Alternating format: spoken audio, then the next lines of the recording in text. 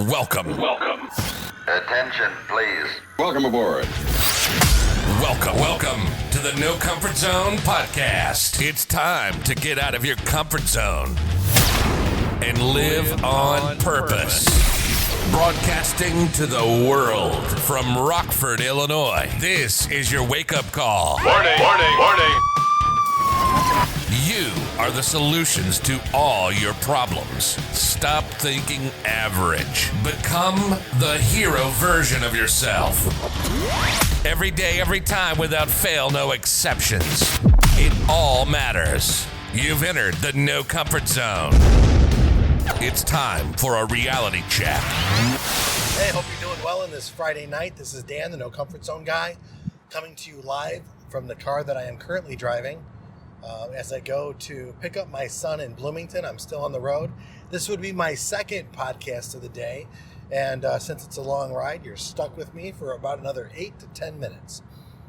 The reason why I'm doing this one is because as I was pondering, as I'm going through this, 2 years ago when I started the No Comfort Zone and became No Comfort Zone Consulting, what I really wanted to do was identify or make it apparent to everybody is that I know personally that if I think I'm successful, I'm going to get comfortable.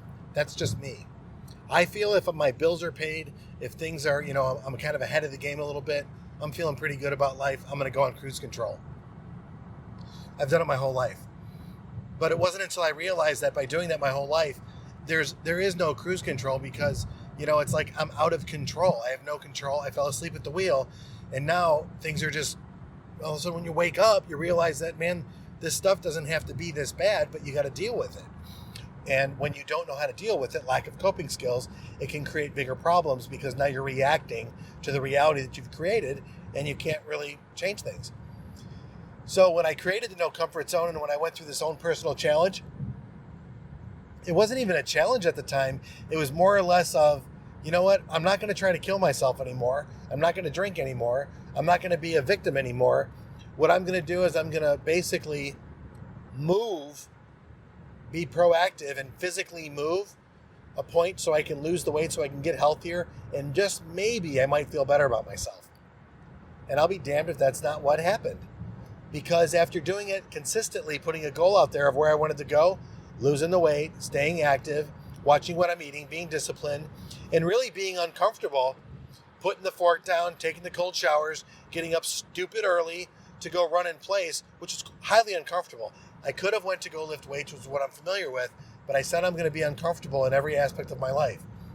And quite frankly, it was awesome. And as I'm listening to these YouTube videos in the background, and Eric Thomas is yelling at me, asking me how bad you want to breathe, listening to Les Brown, Tony Robbins, Grant Cardone, and all these videos, and Dwayne The Rock Johnson, and these motivational videos, these inspirational videos of people studying and doing athletics and listening to the music and the orator talking about how, successful, Matt McConaughey. I spent a lot of time listening to these videos while I'm exercising, and as I'm exhausted and tired at the end of it, laying on the mat, I'm like, what's in it for me? How did I get to this point? And then I realized something. How come it's not me on those videos talking about success and motivation?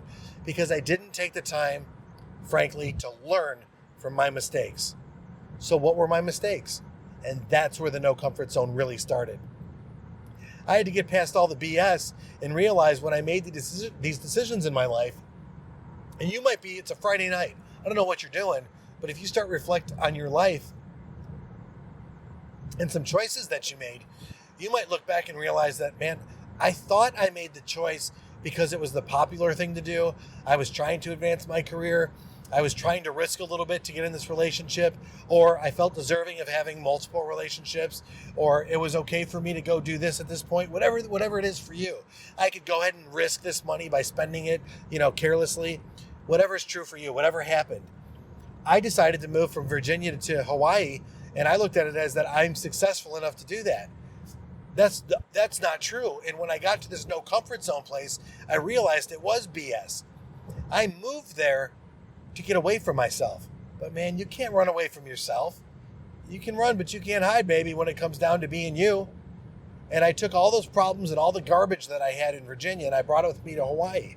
And then it's worse, I brought it back to Chicago when I moved back to this area here. And I brought it with my family and my relationship. And I never really got out of that. Then I started to realize about the business decisions I make.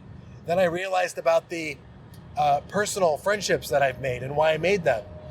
And then I started to realize there's this really big picture of catastrophe of me making poor decisions and not learning from them. And that's where the catastrophe is.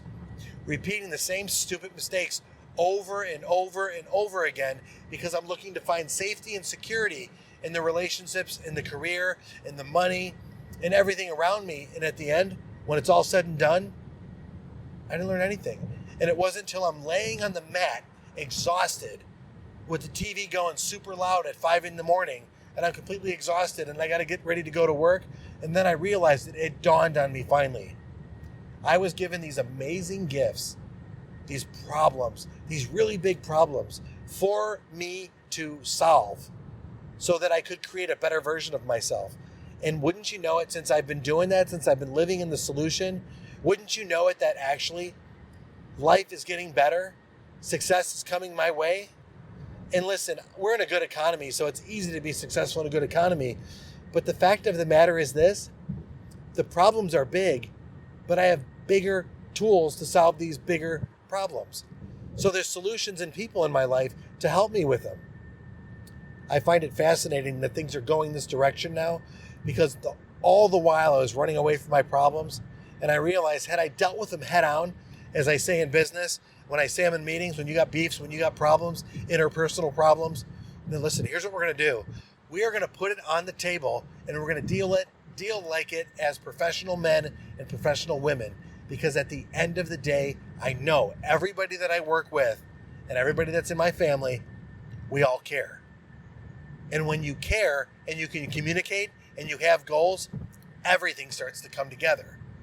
So it's not until you realize you got a problem, you can start to fix the problem. So at 47 years old, I realized that I have problems and I don't know how to solve them. Or maybe worse yet, I knew how to solve them, but I just decided not to. I'll just keep kicking the can down the curb. I kicked the can down the curb long enough until that can became too big, until the problems were too great, until the situation was too dire, and then I didn't want to live anymore. And I realized those were all given to me from the universe, from God, however you want to look at it. I say, God, give me those problems for me to solve. Maybe that's what's going on with you right now. Maybe as you toast to the holidays and you toast to the great weekend that you're going to have because you're a champion of your universe, why don't you focus just for a minute and a moment? Don't live in it. Look at the problems that were given to you and what did you learn from them?